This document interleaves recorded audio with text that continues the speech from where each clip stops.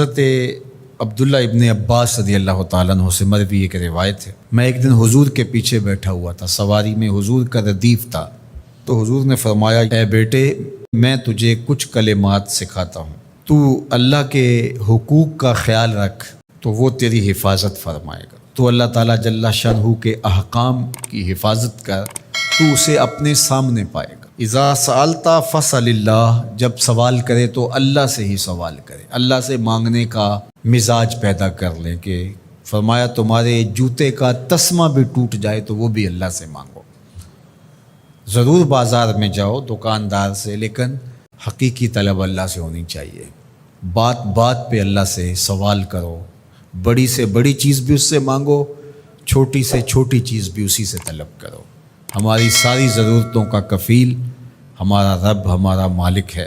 تو دوسری نصیحت یہ کی کہ جب تو استعانت طلب کرے، مدد طلب کرے تو اللہ سے ہی استعانت طلب کرے۔ وعلم اور جان کہ اگر ساری امت، سارے لوگ، پوری قوم جمع ہو کے تمہیں فائدہ پہنچانے کی کوشش میں لگ جائیں تو تمہیں وہی فائدہ پہنچا سکتے ہیں جو تیرے لیے تیرے رب نے لکھا ہے۔ اور فرمایا وَإِنِ اجْتَمَعُوا عَلَىٰ أَن يَضُرُّوكَ بِشَيْءٍ، اور اگر تمہیں نقصان پہنچانے کے درپے ہو جائیں، لَمْ يَضُرُّوكَ إِلَّا بِشَيْءٍ قَدْ كَتَبَهُ اللَّهُ عَلَيْكَ، تو تجھے صرف وہی نقصان پہنچا سکتے ہیں جو اللہ نے تیرے لیے لکھا ہے۔ سارا زمانہ بھی مخالف ہو جائے تیرا کچھ نہیں بگاڑ سکتا، ہاں تیرے مقدر میں اگر کوئی چیز، کوئی بگاڑ لکھا ہے تو وہ ہوگا، اس کا ذریعہ وہ بن جائیں گے۔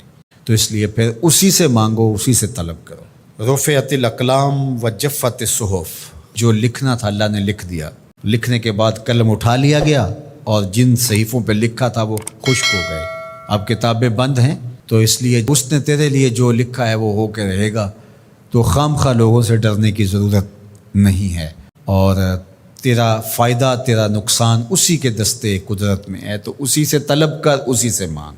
اور فرمایا تو اللہ تعالیٰ جل شانہ کو رخاء میں، خوشحالی میں یاد کر، یعرف کا فی الشدہ، وہ تجھے مشکل میں پہچانے گا۔ یعنی جو شخص خوشحالی کے دور میں اس کے پاس دولت ہے، صحت ہے، تو اللہ تعالیٰ کو فراموش نہیں کرتا، اللہ اس کی بدحالی کے زمانے میں اس کو فراموش نہیں کرتا۔ وعلم اور جان ان النصر مع الصبر، کہ جو مدد ہے وہ صبر کے ساتھ آتی ہے۔ وان الفرج مع الکرب، اور کشادگی جو ہے وہ مشکل کے ساتھ آتی ہے۔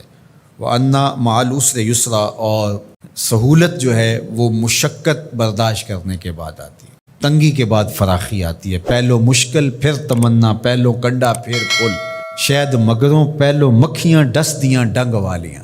تو یہ سب ہوتا ہے، مشکلات، تکلیفیں، آلام، مصائب، ان سب سے گزر کر کے آسانیاں آتی ہیں۔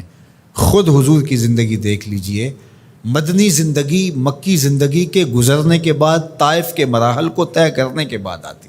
تو ہم ڈائریکٹ اگر چاہیں مکی زندگی کو اختیار کیے بغیر اور طائف کی مشکلات اور سنگلاخ راستوں سے گزرے بغیر مدنی برکتیں حاصل کرنا، تو وہ نہیں پا سکتے۔ تو یہ اللہ تعالیٰ نے ایک نظام رکھا ہوا ہے۔